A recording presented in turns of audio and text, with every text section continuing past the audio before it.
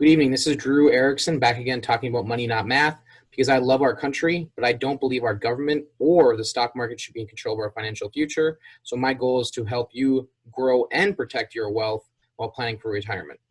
So in today's conversation, I am reading and reviewing an article from businessinsider.com titled "Two Mistakes You Could Make Today That Will Threaten Your Retirement Savings Tomorrow," or later on in the future, I think is what they were implying for. But it's written by Liz, I don't know how to say that name, Neuven, maybe? I'm not sure if the K or N is silent. Anyways, the choices you make today will influence the amount you have saved to live on tomorrow. Retirement savings grow over time, so balancing your immediate needs with your long-term goals is a must, especially when you're years away from retiring. Interrupting the amount you're adding to your savings, even years before you need it, could be detrimental to the amount you have when it's time to retire. Reen Horgan, I'm terrible with names today apparently, CEO of financial technology company Kinder and founder of retirement planning app Silver, says no matter how tempting it is to borrow from your 401k or how easy it is to overspend during your working years, avoiding these traps is a must. Getting into the habit of overspending makes it harder to afford retirement. All right, so before I kind of continue on with this article, I want to share my screen here so I can just try to draw out a little example of what I mean by what I believe they're getting at when it comes to why overspending makes it so hard to plan for your retirement. All right, so I'm going to share my screen here. Hopefully that works out smoothly for you. So I believe there's two types of people. All right, the majority of, or there's not two types of people, there's kind of two types of mentalities. The majority of people fit on the left of where I'm going to draw here, and that is they're spenders. All right, so they get their paycheck comes into their lives, into their bank account. They maybe set aside $1, figuratively speaking. They spend, building up their lifestyle to what their income is. And by the end of the month, they've even spent most of that dollar they set aside for savings. And at the end overall, they end up living paycheck to paycheck. And that's a stressful way to live because you're not really getting ahead. We have built our lifestyles to our income, so it's really hard to sit down and actually set aside money because there's debts and ongoing expenses that have to be covered. All right, so that's the spender. It's really hard to break out of that habit because we've built our lifestyles to a certain position, and we all know those people who the second they have money in their account, it's being spent, right? I've fallen victim to it before in the past too. No one's perfect, right? On the other side of the spectrum is setting ourselves up as savers. And these types of people, they get their money, they have a plan in place, right? They have a plan in place to set aside a certain percentage of their income first to accumulate their wealth, right? This is where they accumulate wealth for their future, and then they spend what's left.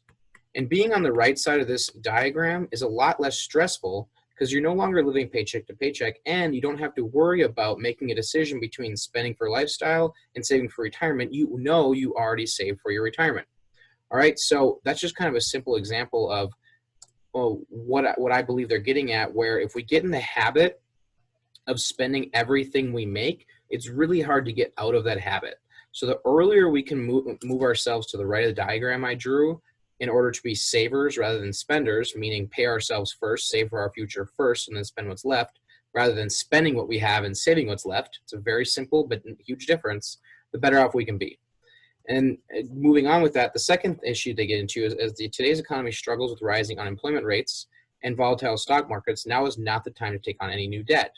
Buy items you wouldn't usually, or splurge. Dial down your spending to give yourself the ability to stay invested and ride out this market that we're in. So I know one thing I've been asked multiple times recently is for those who are still working and are getting stimulus checks, what do we do with the extra money? Do we go buy something? Do we pay off debt? You know, there's different options out there, and I think it's really important to consider what would you do from a planning for your future standpoint. Do you have an emergency fund built up? If not, maybe you should just stay there and be safe. Do you have high interest debts that should be paid off? Maybe that's a good place to put it. Or is that stimulus check, or maybe any other inheritance you get, or a raise from your job, is that little bump just the push you needed to finally get that wealth accumulation retirement plan up and running that you always wanted to get going, but just didn't seem to have the cash flow available to do? All right, so now is probably not the time to be thinking about buying a new car or a new boat, Horgan says. It's the time to focus on saving and working toward your long-term goals. What are the ways that you can pull back on the discretionary spending, but also still have some quality of life? She asks. Not only does spending more than you should make it hard to continue investing for the future, but potentially taking on debt also makes it more difficult to transition into retirement on a limited income. By keeping your costs down and your lifestyle on budget, you can set yourself up for a long-term financial success.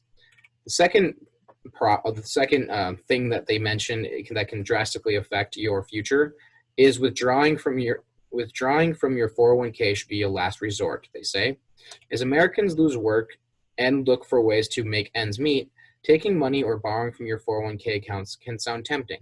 The government has eased penalties on early withdrawing during the coronavirus pandemic, temporarily suspending the 10% penalty usually imposed on disbursements.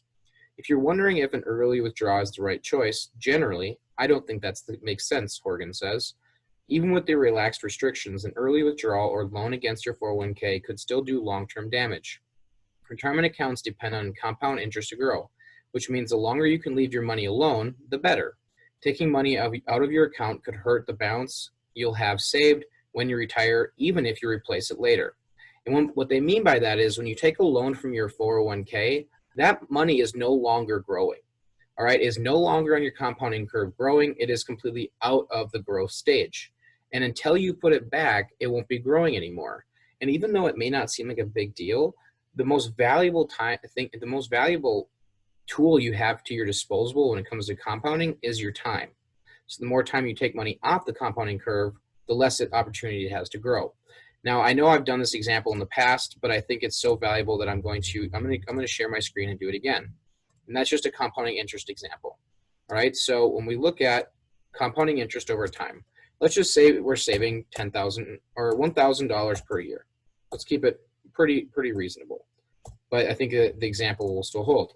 If you save $1,000 per year for 10 years at 5% interest, you're going to have about $13,200, right? That's about $3,200 of growth because you've saved $10,000. If you do this for 20 years, you've now saved $20,000 and you have about $15,000 of growth. Because the future value is $34,719. If you save for 30 years, you've now saved $30,000 and your future value is $69,760. So that's a growth of almost $40,000. If you do this for 40 years, you've now saved $40,000 and your future value is $127,000, which is $87,000 of growth, right? The first 10 years, you got about $3,000 of growth. Over 40 years, you get $87,000 of growth. And in the last 10 alone, I think I don't remember the exact numbers, but it was like $60,000 of growth alone, right? That's a huge difference. Now, if you try to play catch up, or if you take your money off the compounding curve and think, I'll make up for it later, right? This is a very easy thing for people to do. It's like, oh, I'll pay off my house, then I'll save. I'll pay off these debts, then I'll save. I'm going to buy this new boat, then I'll save. I'm going to buy the new car, then I'll save. I'm going to send my kids to college, then I'll save more for my own retirement. The problem with that is catch up doesn't really work when it comes to the compounding curve. Now, let's say we flip these numbers. Let's say we save $4,000 a year for 10 years, right? It's still $40,000, right? 1,000 times 40 is 40,000, and 4,000 times 10 is still 40,000. Now your future value is only $52,827. That is less than half of the future value of the person who saved 40 years, and it's only about $13,000 of growth.